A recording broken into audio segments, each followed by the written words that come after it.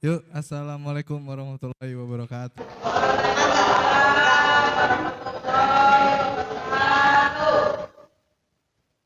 Tak ada di dalam mereka, tak ada alasan untuk berdendam.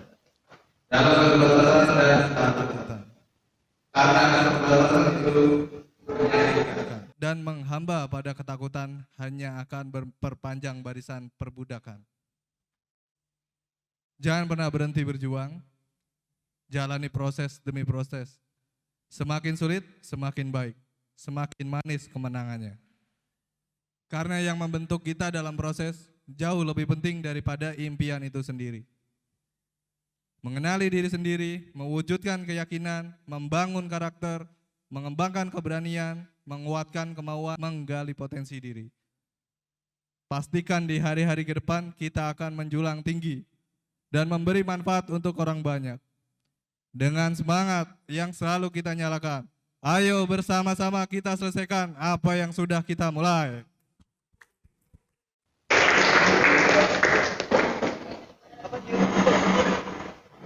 Pesona Kauripan.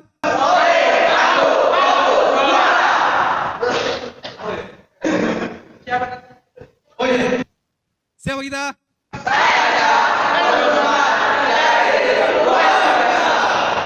Sekian. Oke, bismillahirrahmanirrahim. Assalamualaikum warahmatullahi wabarakatuh. Ya, acara langsung kita mulai. Untuk saat ini mungkin Ibu sedang lagi ada kerjaan, jadi langsung kita mulai dulu.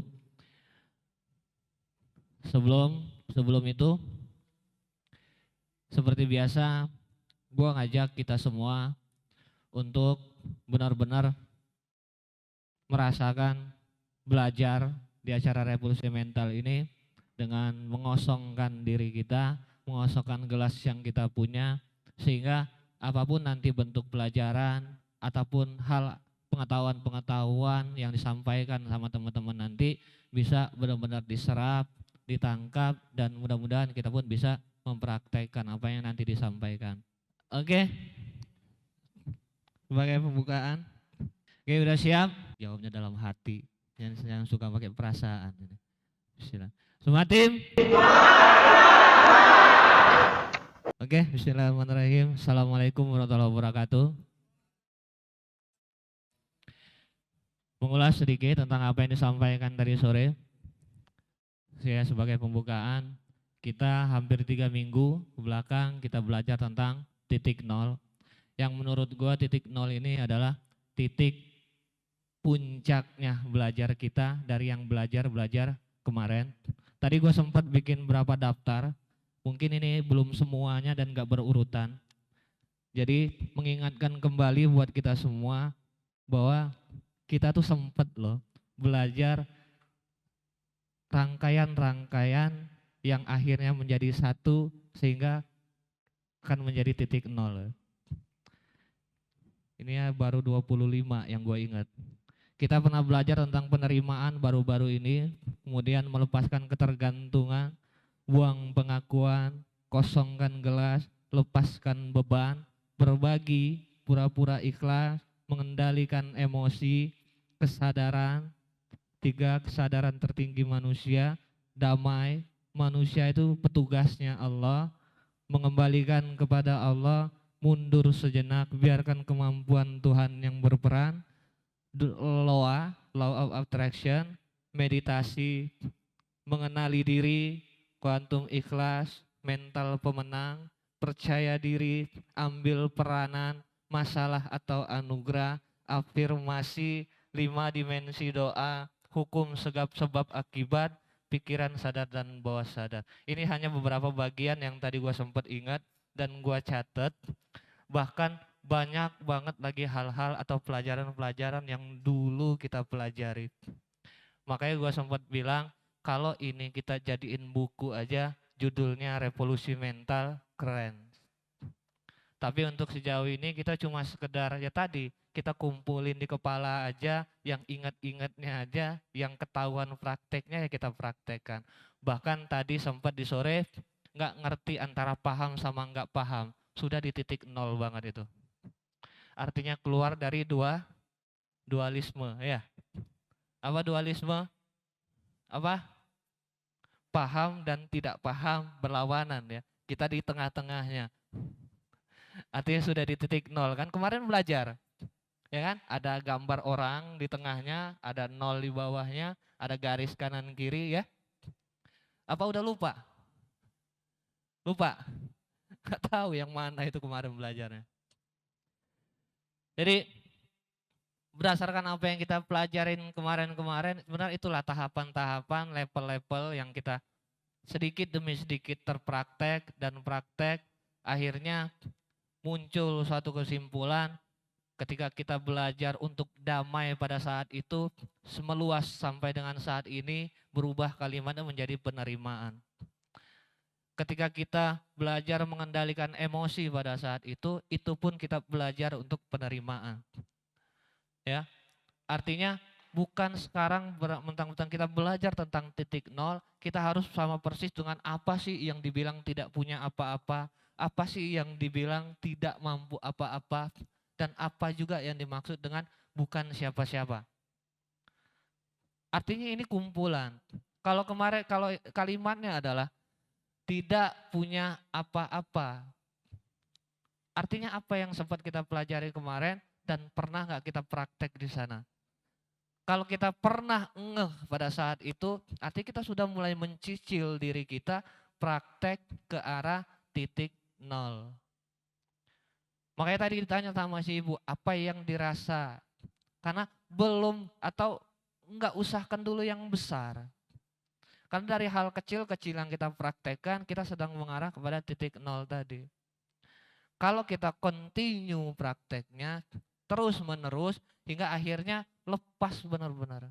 Dalam arti, ya nggak ada sama sekali pengakuan.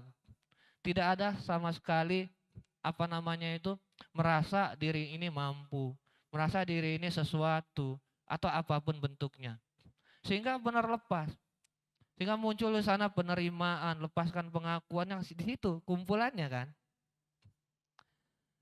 Jadi sama kayak kalimat ya masalah jangankan masalah. Bahkan jasad dan ruh kita saja kepunyaan Allah.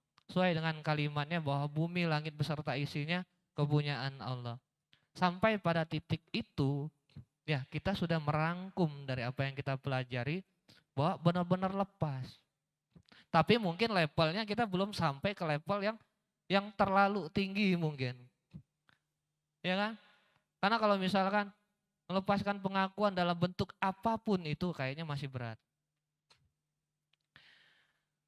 Kayaknya masih jauh kan kita gitu. Kalau kita berbicara tentang lepaskan pengakuan, apa sih yang dimaksud dengan pengakuan?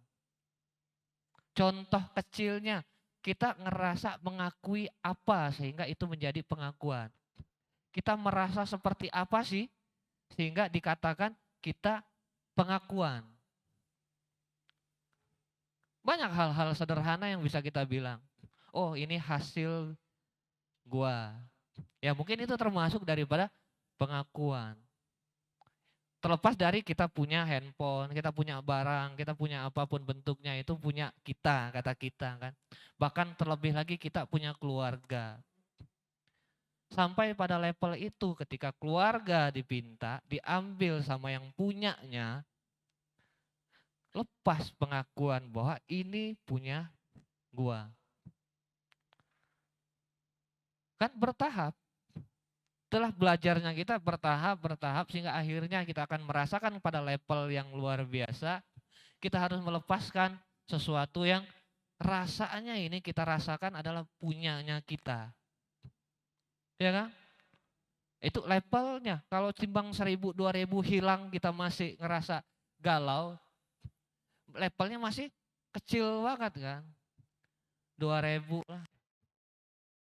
Banyak pernah gue cerita tentang ketika gue dapat duit tinggal 100.000. Ya kan? Duit tinggal punya 100.000. Kemudian ada yang datang pinjam. Terlepas daripada kepengakuan, minimal sadar dulu bahwa kenapa sih orang ini datang sementara ini duit tinggal begini-begininya. Tinggal segitu-gitunya. Kalau kita bilang, wah gak ada. sorry gue lagi nggak punya, ya kan? Terus kita kemarin belajar apa? Disitulah pada saat kita ngeh kalau di situ kita sedang praktek. Iya, kalimatnya sederhana kemarin yang gue pakai bahwa oh ternyata kenapa duit 100.000 ini belum dipakai buat jajan, belum dipakai buat beli A, B, C, D. Oh ternyata duit ini didiamkan sama Tuhan, memang disiapkan untuk si A. Sehingga akhirnya oh iya ya punya dia. Dititipkan melalui gua, belokin ke si A. Memang gak awal dibilang awalnya sih, ya kita pernah belajar pura-pura. Nah itu yang selalu gue pakai juga. Ketika ada berat rasa di hati, pura-pura dah. Urusan nomor 19, apakah nanti itu akan bernilai jadi suatu kebaikan ataupun tidak, bernilai pahala ataupun tidak, itu nomor 19. Karena yang diajarkan sama ibu juga apa, bahwa kita sedang belajar untuk ke arah sana. Ya kan? Pura-pura. Sehingga terlepas. Dan itu termasuk praktek. Ya kita seringlah seperti itu. Atau mungkin ketika kita sedang mengerjakan sesuatu rasanya susah ya, mentok, sulit. Gak ketemu nih caranya gimana. Apa? Karena kita terlalu mengandalkan kemampuan daripada diri kita sendiri. Ketika kita mundur tadi, diskusi sama orang lain, merasa kita tadi emang tidak tahu tentang itu, kita gak gengsi, kita nanya sama orang lain, kita pun sedang praktek. Praktek apa? Bahwa saya tidak mampu. Ini sulit karena kemampuan saya tadi. Artinya dikembalikan bahwa ketika kita mundur sejenak, biarkan kemampuan Tuhan yang berperan. Dalam segi kerjaan seperti itu pun kita sedang praktek. Artinya bukan ujuk-ujuk kita seperti yang diceritakan sama teman-teman Wana Wisata kemarin, harus keluar dulu, mau punya rencana besar dulu. Bukan semata-mata untuk ke arah sana dulu, karena kita levelnya masih sederhana. Levelnya masih yang kecil-kecil dulu.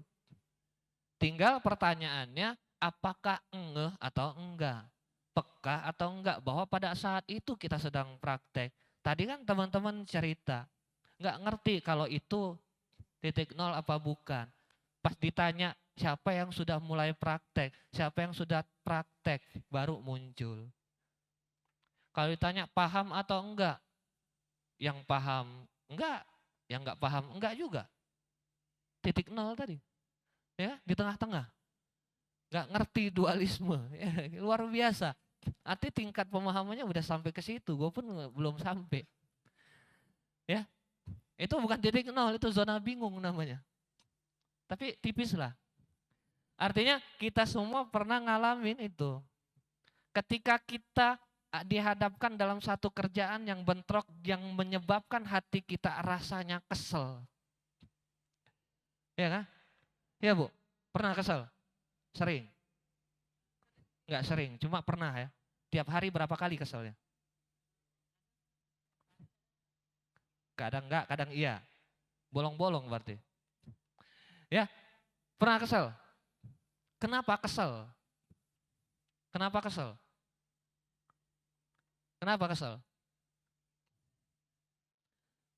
Ya itu anggaplah tidak ada penerimaan. Kenapa pada saat seperti apa, misalkan contoh si Rija kesel nih, kenapa aja?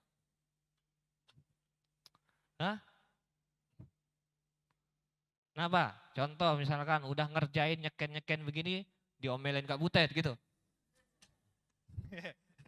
Ya, nggak apa-apa, jujur aja. Kenapa?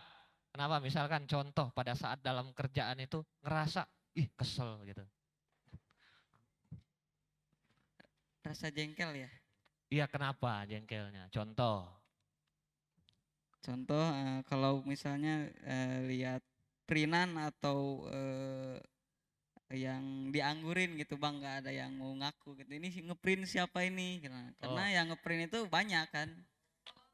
Itu yang bikin kesel Bang. Hei, siapa itu? Siapa?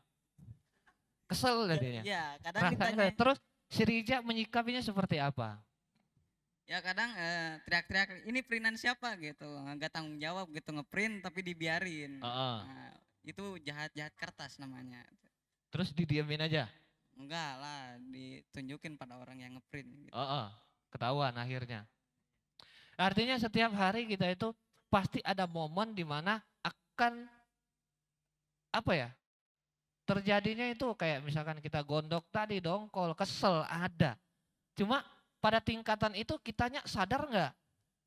Biasanya kan kita mau marah aja itu kadang-kadang nggak ngeh kalau bawaannya udah emosi aja ketika setelah selesai marah-marah, selesai ngomelin orang, setelahnya baru ngeh, oh iya gue tadi marah, gue tadi kesel sama dia, sewot dan segala macam. Setelahnya, ya kan? Umumnya seperti itu, di awal-awal dulu kita seperti itu. Tiba-tiba langsung marah aja kan, tapi setelahnya sadar bahwa tadi marah, akhirnya maaf-maafan, kan gitu.